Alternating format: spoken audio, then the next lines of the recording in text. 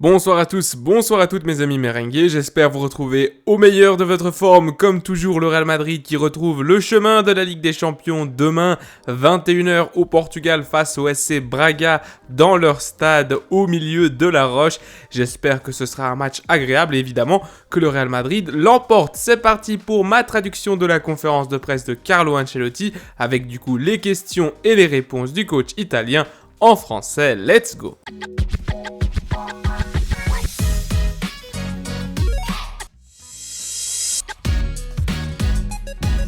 On commence tout de suite avec la première question. Demain, si nous gagnons, l'équipe fera un pas important vers la qualification pour les huitièmes de finale de Ligue des Champions. Quel type de match le Real Madrid doit-il réaliser pour obtenir les 3 points ? Carlo répond oui, c'est une opportunité pour nous. Le match de demain est un match contre une équipe qui joue bien au football, qui aime avoir le contrôle, qui aime attaquer. Donc, comme je l'ai déjà dit, et je le répète, la défense sera un aspect très important parce que c'est à partir de là que nous pourrons ensuite profiter de la qualité individuelle que nous avons. Mes amis, on passe à la question numéro 2. Au cours des 12 dernières années, le Real Madrid a remporté 5 Coupes d'Europe, 5 Ligues des Champions. Mais en championnat national, il n'a gagné que 4 titres. Comment expliquez-vous cette domination en Europe et cette irrégularité en Espagne ? Carlo répond je n'en sais rien. Je pense que pour le Real Madrid, cette compétition, la LDC, est très très importante. Ce club a consacré beaucoup d'attention à cette compétition. C'est la compétition que nous aimons tous le plus, le club, les joueurs, les entraîneurs. C'est une compétition spéciale. Et puis rien. Il est vrai que ce fait attire l'attention, mais nous devons regarder devant nous et non derrière nous. Question numéro 3 les amis, Kepa, qui comme vous a travaillé en Angleterre au Royaume-Uni, vient de s'exprimer. Il a dit que là-bas, on analyse moins les questions d'arbitrage et on parle davantage de football. Je voulais vous demander si vous faites plus confiance aux arbitres européens qu'aux arbitres espagnols.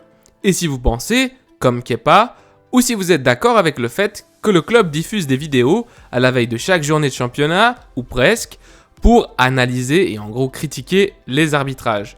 Pensez-vous que cela pourrait nuire à l'équipe, au Real Madrid, sur le long terme ? Carlo répond, en général, je fais confiance aux arbitres. Parfois un peu plus, parfois un peu moins. Vous m'interrogez sur les vidéos de Real Madrid Télévision ? Je pense que vous savez mieux que moi ce qu'est la liberté d'expression. Chacun peut exprimer, a le droit d'exprimer ce qu'il pense. Je dois me concentrer sur mon équipe. Je dois laisser le travail d'arbitrage aux arbitres, ce sont eux les juges. La vérité, c'est qu'il s'agit d'un moment un peu spécial dans le football espagnol, et nous le savons tous. Il n'y a rien de nouveau dans ce sens. Et là, il parle de l'affaire Barcelone-Negreira. C'est un moment spécial qui, jusqu'à ce qu'il soit éclairci, je pense qu'il y aura toujours ce genre de problème. On arrive à la question numéro 4. Si je ne me trompe pas, cela fait déjà 5 ans que vous êtes au Real Madrid. 2 lors de votre première étape ici, et là, c'est déjà votre 3e saison. Pensez-vous qu'un arbitre, en dehors des erreurs, soit prédisposé à nuire ou à porter préjudice au Real Madrid ? Donc en gros qu'il vienne avec cette idée en tête. Carlo répond, je pense que c'est un sujet, je pense qu'ils ont parfois porté préjudice. Mais vous savez que je n'ai pas la liberté d'expression pour parler des arbitres. Comme je l'ai dit dimanche, si je dis ce que je pense, je suis suspendu. Je veux travailler et je veux profiter des matchs qui me procurent des émotions. En ce sens, je n'ai aucune liberté. Je ne peux donc pas répondre à ce genre de questions. Question numéro 5 les amis, pardonnez-moi, mais je vais insister. Car je ne sais pas si cette liberté d'expression dont vous parlez s'étend aussi à la Ligue des Champions. Vous êtes l'entraîneur qui a le plus de matchs en Ligue des Champions. Est-ce que vous ne pouvez pas vous exprimer ? Par exemple, si demain l'arbitre anglais faisait une erreur, est-ce que vous ne pourriez pas vous exprimer là non plus ? Et j'en profite. Voyez-vous une différence entre l'arbitrage européen de la Ligue des Champions et celui du championnat espagnol ? Carlo répond, il y a beaucoup de choses que nous devons évaluer. L'arbitre espagnol qui arbitre en Espagne vit en Espagne, alors que l'arbitre anglais qui arbitre au Portugal retourne le lendemain en Angleterre et ce qui se dit au Portugal ne l'intéressera pas beaucoup. Donc il y a beaucoup de choses auxquelles nous devons penser. Oui, demain, cela fera plus de 190 matchs, 190 matchs, que je suis ici. Je pense que l'arbitrage en Europe est un peu différent, distinct. La pression n'est pas la même. Je ne pense pas qu'il y ait... Je pense que les arbitres qui arbitrent en Europe n'ont pas la pression qu'il y a dans le championnat national. Cela est assez évident. Question numéro 6. Tout le monde dit que Madrid est très favori pour ce match. Quand nous regardons le stade, qui ne met pas beaucoup de pression à cause des supporters parce qu'il n'y a pas de tribune de part et d'autre, je vous demande si une grande confiance est une bonne chose ou si elle peut aussi être un piège. En gros, le stade municipal de Braga est assez particulier, je vous laisse chercher sur Google. Question répondue par Carlo Ancelotti de la façon suivante. Oui, la confiance est un aspect important. Être confiant, commencer un match avec confiance et non avec peur. Je pense que c'est plus positif. Mais nous devons respecter l'adversaire, comme je l'ai dit, qui est un adversaire qui attaque très bien et qui a marqué beaucoup de buts lors de ses dernières rencontres. Un maximum de respect donc, en gardant à l'esprit que, comme je l'ai déjà dit, ce sera une excellente opportunité de bien amorcer notre qualification.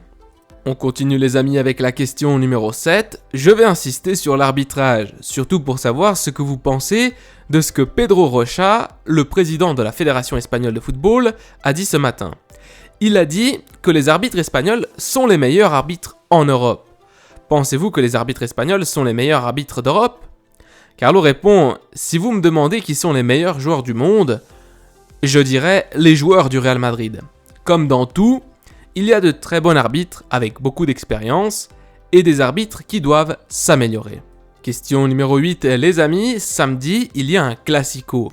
Avec tout le bruit qu'il y a en ce moment, non seulement à cause de ce qui s'est passé l'autre jour à Séville, mais aussi à cause des déclarations antérieures du président du FC Barcelone qui a parlé de madridisme sociologique et puis tout le reste, je voudrais vous demander si demain ou ces jours-ci, vous avez dû faire un effort supplémentaire pour que l'équipe reste concentrée sur un match comme celui de demain. Carlo répond « Non, absolument pas. Nous n'avons jamais parlé du match qui nous attend en championnat. Nous sommes concentrés et focalisés. Les joueurs profitent bien pour récupérer et être au mieux de leur forme pour le match de demain, qui est le plus important pour le moment. Comme je l'ai dit, ce sera une belle occasion de réussir à tenir la phase de groupe. Nous devons en profiter. » Question numéro 9 les amis, et avant-dernière question de cette conférence de presse. Vous avez dit tout à l'heure que la Ligue des Champions est la compétition la plus spéciale qui soit. Mais samedi, il y aura un classico. J'aimerais savoir si le mot rotation vous vient à l'esprit. En gros, si Carlo va faire des changements. Ancelotti répond « Non, mais cela ne signifie pas que je vais utiliser exactement la même équipe que celle qui a joué samedi, le match face à Séville. Parce que je dois évaluer la condition de certains joueurs, en particulier de ceux qui sont de retour. Aussi le retour des joueurs blessés, Alaba, Mendy. Donc ce sont toutes des choses que j'ai dû évaluer parce que Nacho est de retour également. Fran va bien. Je pense que nous allons nous entraîner aujourd'hui avec tous les joueurs qui ont voyagé et je choisirai ensuite le meilleur 11. Question numéro 10 les amis et dernière question de cette conférence de presse. Si Pelé était en vie, il aurait aujourd'hui fêté ses 83 ans. S'il avait été de la même génération que celle de Lionel Messi et de Cristiano Ronaldo, combien de fois aurait-il été élu meilleur joueur du monde et donc respectivement Messi et Ronaldo ? Ancelotti prend du temps pour répondre. Il sourit. Qui peut répondre à cela ? Je crois que ce qui est bien au football, c'est qu'il y a eu la génération de Pelé. Il y a eu une autre génération où il y a eu Messi, où il y a eu Cristiano Ronaldo, il y a eu celle de Maradona, et c'est ce qui est bien avec le foot. Il est impossible de comparer ces génies du football. Pelé a laissé une image spectaculaire du footballeur avec un talent spectaculaire. Une image que Messi laissera, que Cristiano Ronaldo laissera, et que beaucoup d'autres footballeurs laisseront. Et puis tout le monde pense que la conférence de presse est finie. Carlo prend alors le micro et dit « C'est fini ? J'avais pourtant une idée très claire de la composition de demain, mais c'est dommage que vous ne me l'ayez pas demandé. » Et il s'en va souriant.